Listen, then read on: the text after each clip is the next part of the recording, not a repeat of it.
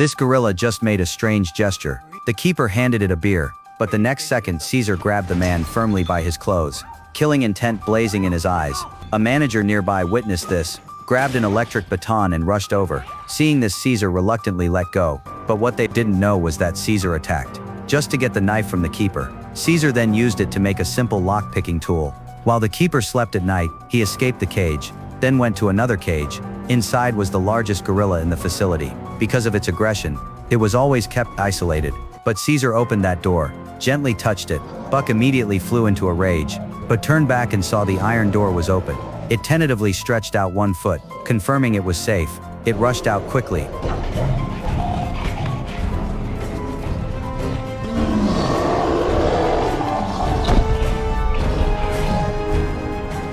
The cool wind hit its face. Buck turned and saw the look in Caesar's eyes, filled with gratitude inside. To repay Caesar, it decided to make Caesar the king here. Late at night, the king of the gorilla group noticed the door above was open.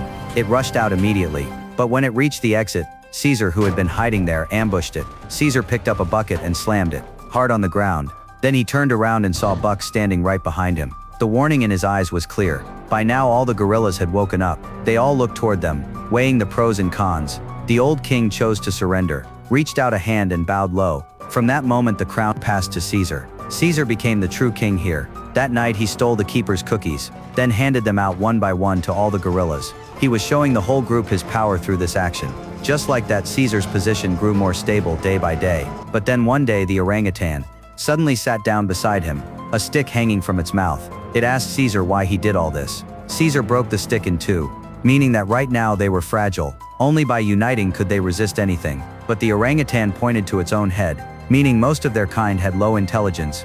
This gave Caesar an idea. He secretly memorized the door code, slipped out late at night, looked into the distance.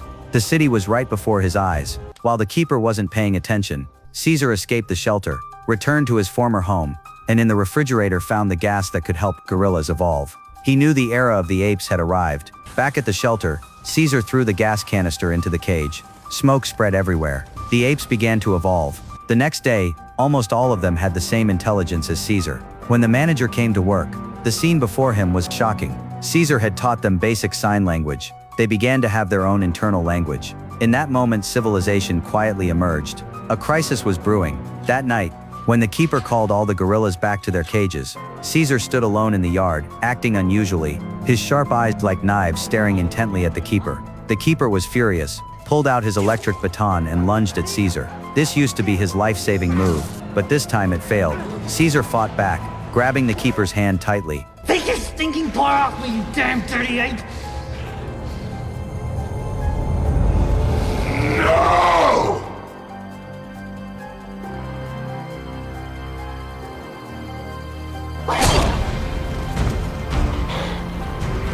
Caesar, once seen as just a beast by humans, had actually learned human language. In that moment he completely rose up, leaving the era of savagery behind, striking a heavy blow to this world with his own fists. The chimpanzees instantly became excited, welcoming the king of their kind. Caesar raised his weapon high, fully releasing the rage that had built up inside him.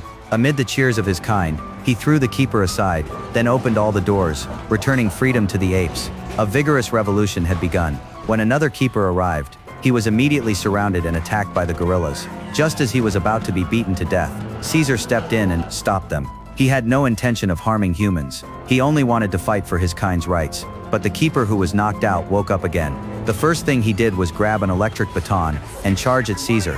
At the critical moment, Caesar picked up a high-pressure water hose and turned it on the moment the water hit the electric current. The wicked keeper was electrocuted into a pile of ash. Then, led by Caesar, the chimpanzees orderly climbed the fake tree in the yard and smashed through the glass above their heads, escaping by the time dawn broke. They had already reached the mountaintop. Looking at the city center not far away, Caesar waved his hand. The group moved out again, vowing to take over the human city. That's all for today's film recap. Follow me for more upcoming content.